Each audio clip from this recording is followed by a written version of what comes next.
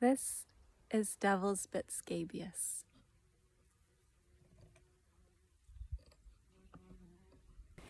So I sat here around 10 years ago, really in a job that I hated. I just did not know what to do. So I just sat by this lovely plant, and I didn't really know too much about it then. I was growing it, I think, in like a little mini meadow in the garden. I think I'd ordered it as a part of a collection online. Yeah, and I just sat here looking at just the wonderful life and that it attracts, and something happens when, I don't know, we just slow down for a minute and just look at the wonderful insects that it's attracting, going about their daily business. And I sat, and yeah, probably in quite a desperate time, hating my job.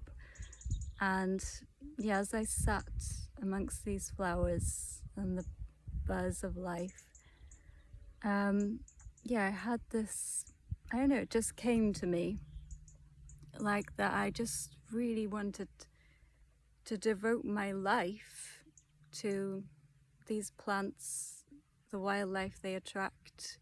I don't know, I just knew it. It was like some kind of calling. So yeah, not long, I think I was pottering around plant sales, growing wildflowers, yeah, and getting good feedback from people. Really liked wildflowers. Not many other people were growing them. And yeah, after the birth of my first son, who's 8 now, I was pottering around making the website for the wildflower nursery, making a little catalogue. And I think one day somehow we went for a trip up to the bug farm in St. David's, and I met Dr. Sarah Bainan, and I showed her my little catalogue, and she seemed quite like excited about it. Little did I know then that the marsh fritillary butterfly needs this plant, Devil's Bit Scabious, as its larval food plant.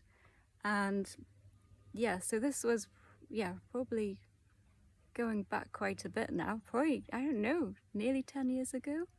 And yeah, so fast forward anyway, we've been growing now for a good number of years, thousands of this lovely plant, and with the hope to bring back the marsh fritillary butterfly.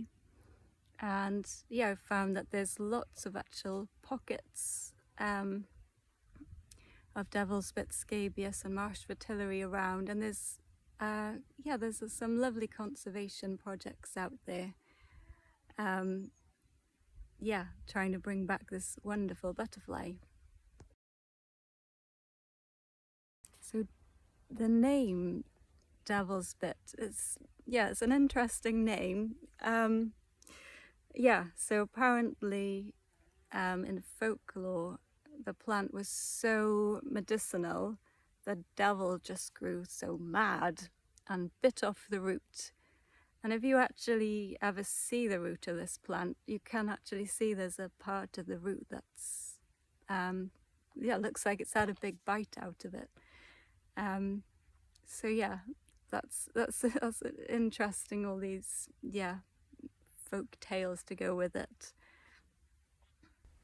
And the scabious part means it was actually used medicinally to treat scabies and other skin conditions. And yeah, question for the herbalists out there, I would love to know, is there any, how do you use Devil's Bit Scabious today? Does anyone use it medicinally? And like, also, if the folklore of the devil was so mad and bit off the root, does that mean it's not as medicinal now? That's my, any herbalists out there know I feel like there's so much other medicinal plants growing in this meadow, like red clover, yarrow, plantain, meadowsweet. Yeah, really interested to know. Recently, I've also learnt that in herbal magic, devil's bit is also used for luck. I can certainly see it's given me a lot of luck from my desperate situation, say 10ish years ago, to growing so many of this wonderful plant and for such wonderful conservation projects. It's also taught me a lot of patience. It's quite sporadic to germinate.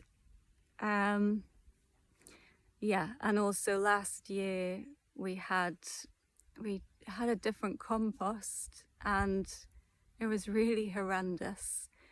And just most of the plants perished. It was really a traumatic year. So it's such absolute joy this year to seeing so we've got so many lovely thriving plants that we're going to be delivering up to Sarah at the bug farm in the next week or two. So good luck with the planting, Sarah. So this plant is renowned for growing in damp meadows. I've also seen it growing on the cliff tops along the beach, Broadhaven. And it makes a really lovely, lovely garden plant. And isn't it wonderful, like when everything is going over, like in my little mini meadow at home's looking really pretty with this flower. And really important, really important for our pollinators to have this pollen and nectar source this time of the season. I hope you found this interesting. I try not to go on social media too much. It sends me off balance a little bit, I think. So if you would like a monthly email about these lovely plants we are growing at the Wildflower Nursery, let me know pop me a message with your email and we can add you to the mailing list.